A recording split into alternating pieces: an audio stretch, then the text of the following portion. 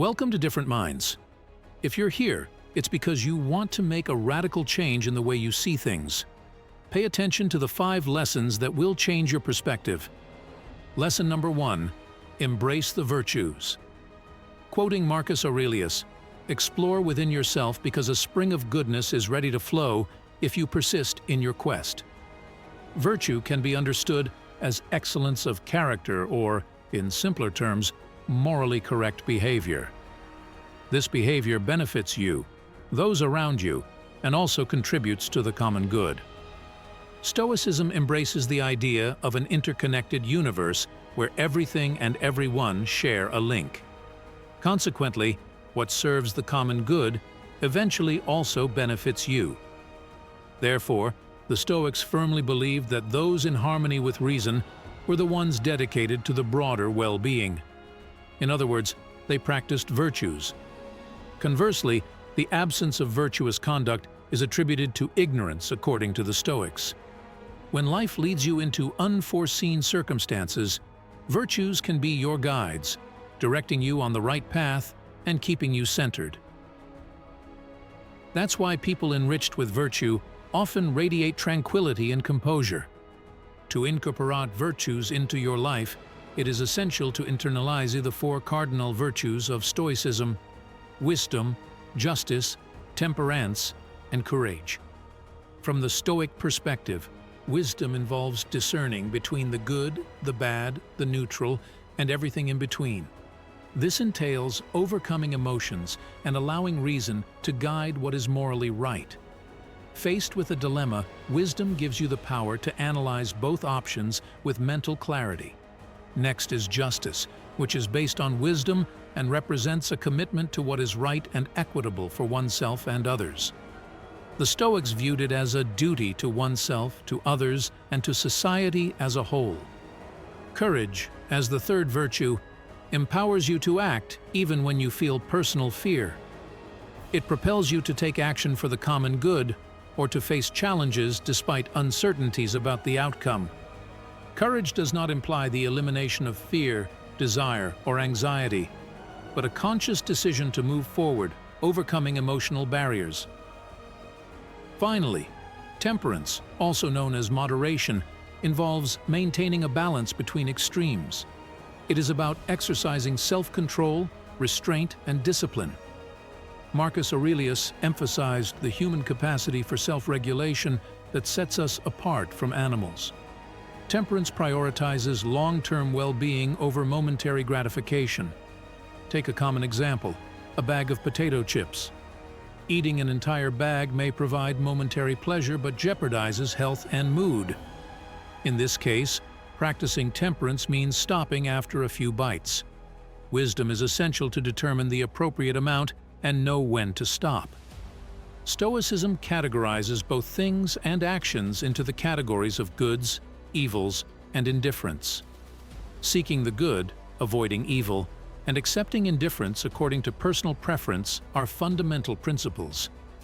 Deviating from these virtues would be promoting evil, such as stealing, showing disrespect, acting recklessly, or refraining from doing good. Actions considered indifferent, like taking a peaceful walk, do not adhere to these principles. These virtues offer more than just personal improvement. They foster a state of serenity and composure. Aligning your actions with these virtues ensures that you always move along the path of righteousness, guided by reason, thus cultivating a tranquil mind. Lesson number 2. Embrace a broader perspective. In our conclusive quote from Marcus Aurelius, he eloquently shares Plato's wisdom. When you want to talk about people, it's better to adopt a panoramic view and see everything. Adopting a panoramic view is vital for achieving mental clarity amid the hustle and bustle of life. We often find ourselves caught at the bottom of every problem and challenge, feeling as if we carry the weight of the world. Imagine being part of a small crowd. It might seem like the entire city is choked by congestion. However, changing your perspective in just a few steps can reveal a completely different reality. Essentially, when we detach ourselves and contemplate the grand tapestry of our world and existence, we realize how small our personal experiences are and how small we are in the vast scheme of things. People often overlook the truth that their own encounters and viewpoints are not the only ones worthy of consideration, even within their own lives. Expanding your focus is not only valuable for determining priorities, but also for forming opinions and making comprehensive judgments. It is imperative to consider all aspects and possibilities within a given situation. Furthermore, stepping back involves temporarily distancing yourself from biases and personal viewpoints. Temporarily relinquishing your desires can provide you with a new perspective, forcing you to reflect on those around you and your responsibilities toward them amid the intensity of the moment. You might perceive an action, such as littering, as something trivial. However, by pausing and broadening your perspective to consider the world and potential consequences, if everyone were to act the same way, the insignificance of your desire to litter becomes clearly detrimental compared to the well-being of the planet. As mentioned earlier, the Stoics firmly believed in the interconnectedness of all things in the world, positing that the overall improvement of the world inherently contributes to personal well-being. Therefore, taking a step back to embrace a global perspective instead of focusing solely on your own life holds immense importance in the face of a decision, adversity, challenge, or transcendent change. You have the ability to pose introspective questions, whether in the heat of the moment or later, perhaps during an outdoor walk or a writing session, an activity that Marcus Aurelius particularly advocated. These inquiries provide you with the opportunity to delve into your thoughts and actions. You might believe that in the midst of emotion, discarding trash is not of great relevance. However, by stepping back and reflecting on the entirety of the world, considering the possibility that others might do the same, you realize the insignificance of your impulse to litter compared to global well-being. As mentioned previously, the Stoics held that everything in the world is interconnected, and the overall improvement of the world also benefits your personal well-being. Therefore, stepping back and contemplating the world as a whole, rather than just your life, takes on monumental significance. By adopting a global perspective, you will always have an overarching view that frees you from unnecessary limitations, biases, or doubts. Lesson number 3. Exercise the duality of control. In the words of Marcus Aurelius, your power resides in your mind, not in external events. Recognize this, and you will find strength. The duality of control is the distinction between what we can control and what we cannot. For example, the weather, traffic issues, or what others think about you are beyond your control. However, how you dress, when you leave, and the type of people you surround yourself with are within your control.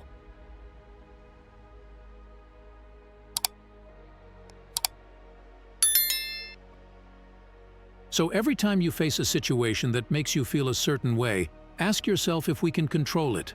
Anything we can control is a reason to act, and what we cannot control we must learn to accept and embrace without allowing it to affect us. A crucial aspect of the duality of control is amor fati, which translates to the love of fate. When you embrace life and all its circumstances, you will always love life. You cannot escape fate or decide the circumstances that are beyond your control, but you can choose to love your life regardless. For example, if you discover that you were rejected for a job you've desired for years, you might think you are not worthy. In a situation where you wanted to get the job, tried and failed, it might seem impossible to pretend to love fate. However, this is a misunderstanding. Instead of seeing the fact that you didn't achieve your ambition as purely negative, investigate what led to the negative outcome and use it to make a positive decision.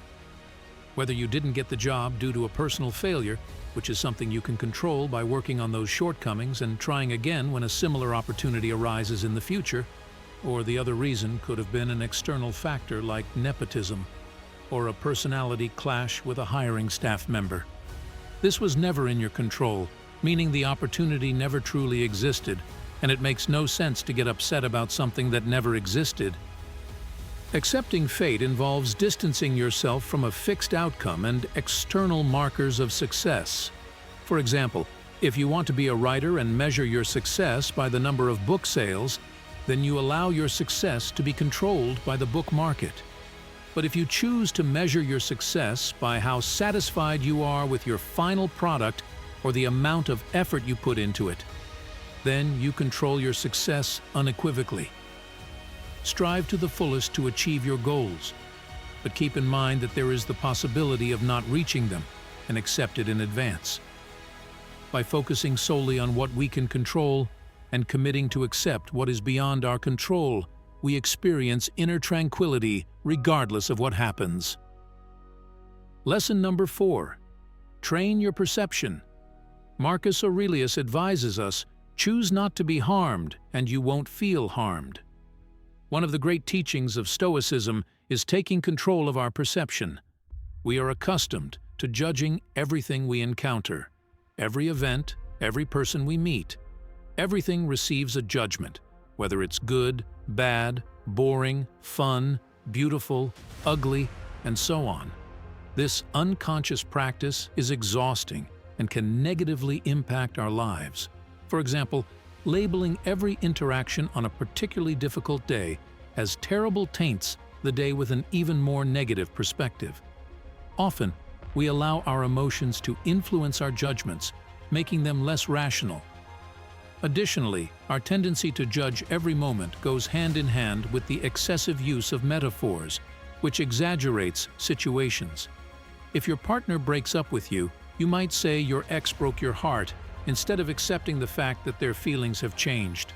This way of shaping our emotions is not the event itself that makes us feel bad, but how we choose to think about it. On the other hand, the Stoics encourage caution in evaluating everything you encounter and the actions you undertake. Challenging your judgments is one way to be careful, which essentially means looking beyond them. It involves the ability to set aside your first impression and evaluate something through a more optimistic and reasonable lens. For example, at a party that has a boring moment, you could try to see that dull part of the party as an opportunity to explore a new place and meet some different people. Since you didn't enter with the expectation of negativity, practicing restraint from judging everything based solely on your first impressions and emotions is the best way to train your perception of life. Every time you have a formed opinion about something, try questioning yourself. What did I base my opinion on? Is there a better or more positive way to interpret this? Marcus Aurelius emphasized that harm only exists if you perceive it as such. This implies that any difficult experience you have gone through seems more challenging and negative the more you perceive it. In this way, you have total control over how much certain situations affect you. The Stoics also encourage you to view anything negative as an opportunity or source of good, as an exercise to cultivate a Stoic perspective. There is a challenge called turning the obstacle upside down.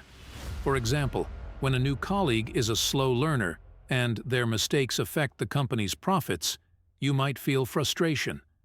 This colleague becomes an obstacle to what you are trying to achieve, which is efficiency and profitability. However, this situation can also be an opportunity for him. It is an opportunity to practice patience, improve your skills as a teacher, learn how to integrate new people into the company, and handle stressful moments. All of these are skills that will be useful in the long run and should contribute to increasing long-term profits. Also on this topic, Marcus Aurelius famously said, "What impedes action advances action. What stands in the way becomes the way." In summary, instead of judging everything in an exaggerated way, take the time to see things objectively as they are. You may realize that life is simpler and clearer than you thought, and each situation has a positive and a negative interpretation. Adjusting your mindset, you will discover that the annoyances of the past no longer affect you as much, and you navigate life much more easily. Lesson number 5. learn to control your emotions. Marcus Aurelius advises us not to let our emotions override the reasoning of our minds. We must stop being hypocritical, egocentric, and irritable, and also refrain from acting impulsively due to emotions. If you want to maintain a clear mind at all times, one of the most crucial skills you must master is the ability to control your emotions. According to Marcus Aurelius, the emotion of anger, in particular, harms us more than it benefits us, contrary to what many may think. Controlling your emotions does not involve suppressing them. When you experience intense anger, such as betrayal, you cannot control that anger by denying its existence to yourself or to others, or pretending that you are okay. It will remain there no matter how much you try to suppress it. Instead, according to the Stoics, controlling emotions like anger is achieved by redirecting one's emotions. So, when you are experiencing anger next time, ask yourself, what can you do with that anger? Yelling at the person who hurt you may seem tempting, but will it help diminish your pain or improve your situation? Will it help the person who betrayed you become better? In summary, think about what you are tempted to do, and then ask yourself if it is useful. If it is not, find ways to express your emotions that are useful. Perhaps you can get better results by calmly talking to the person who hurt you, explaining your feelings, and trying to see their point of view. You could also write in a journal, exercise, or do anything else that can help you release your anger. Another example could be anxiety or fear. You can't simply suppress these feelings, but you can channel them in another direction instead of letting anxiety paralyze you. Your fear is something that can be expressed in a healthy way and maybe even end up being useful. For example, this fear makes you think about everything that could go wrong, leading you to consider all possible questions. Fear provides positive motivation to move forward, to challenge yourself, and to grow as a person. It encourages you to prove to yourself that you can do it despite your fear. In this scenario, you can be aware of anxiety throughout the process and think about how incredible it is that you're trying. Anyway, when you can skillfully redirect intense emotions, you become someone serene, regardless of the circumstances, and your emotions will never affect your ability to think clearly and make intelligent decisions. Controlling your emotions is essential for maintaining mental peace. If you liked our video, give it a thumbs up, subscribe, and comment so that YouTube knows that these types of videos help people like you, and we can continue to create more similar videos in the future.